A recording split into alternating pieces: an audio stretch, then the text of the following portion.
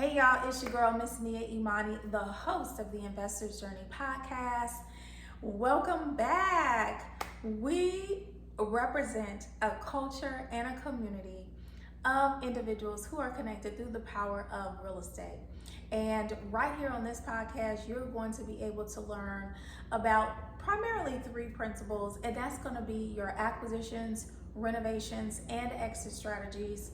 We're going to be talking about the best practices, different strategies that you can implement in your business. I'll also be interviewing industry professionals as well as celebrities who have one thing in common, and that is to build wealth through real estate. Welcome to the Investor's Journey podcast. Today, we're going to be talking about renovations. Okay, so this is a big deal. And unfortunately, so many people either don't think about this part, skip it all together, or they do it very, very bad. And then it just causes like a domino effect of your results as it relates to your ROI, your return on your investment, okay? So listen close. There is a relevance to renovations as it relates to the overall real estate investing process. And so often I have had referrals from people that, bought properties. They, like we talked about last week, acquisitions. They bought the property on the acquisition side. They were gung-ho, ready to go. They had their funding, but they did not consider the middle, which is the renovation. That's where you're going to be able to turn trash into treasure and be able to have those upgrades and different things that are necessary and required in most cases in order to increase the value of that particular property. Because remember, you bought it low and you want to sell it high. And in order for you to justify or create that bankable equity that you have access to, those renovations need to be done right, okay? And I understand, I'm one of those girls, trust me, I like to, have expensive looking things, but I don't want to pay a whole lot of money for it, okay? So you can use that same principle as it relates to your renovations. You don't necessarily want to break the bank, and I get it. You want to be very conscious of the dollars. You want to be conscious of, where you're spending the money and how much certain things cost. But when you start trying to do the, just kind of cutting corners and things are not necessarily looking proper or professional, that's when you're going to run into a problem, because you have to keep in mind, yeah, you were able to save money, but is my end buyer,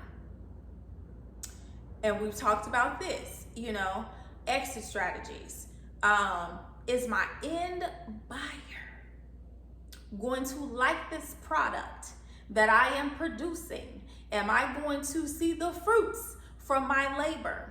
Okay, just think of when you're moving into a house, you want things to be done right. You don't want, the floor to be hodgepodge. You don't want, the paint to be not done, well. You don't want the trim to look crazy. You want the exterior to have some really nice, inviting curb appeal, some landscaping, and all of those things matter, your light fixtures, your kitchens, your bathrooms.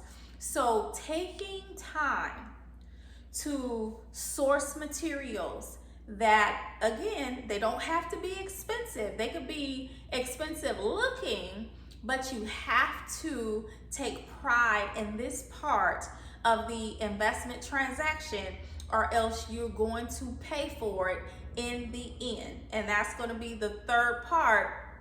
And our initial series is just going to be honing in on the acquisitions, the renovations, the exit strategies, because I see this as one transaction and so many people do not. And as a consultant, it is my duty, it is my responsibility, it is my passion and commitment to make sure that the people who work with us understand this process. And even if you're in New York or Chicago or Texas, even though I work with people in those areas, if you are not here and you are watching or listening to our podcast, please tap in, take notes. Like, you want to be able to grow in this business, and certain things could kind of throw you off and put you in the back seat, okay? So we want you to stay in the driver's seat.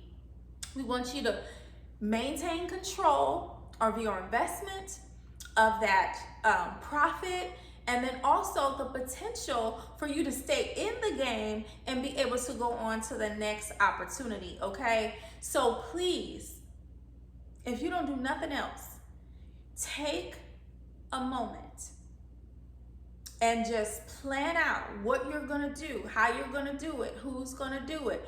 I'm gonna be bringing on contractors and GCs and subs and different, people, pressure washing. That could sometimes make a difference. You may not even need to paint the exterior sometimes. It just needs to be pressure washed, so there are certain little things that you can do in order to save money, but you don't want to cut corners, okay?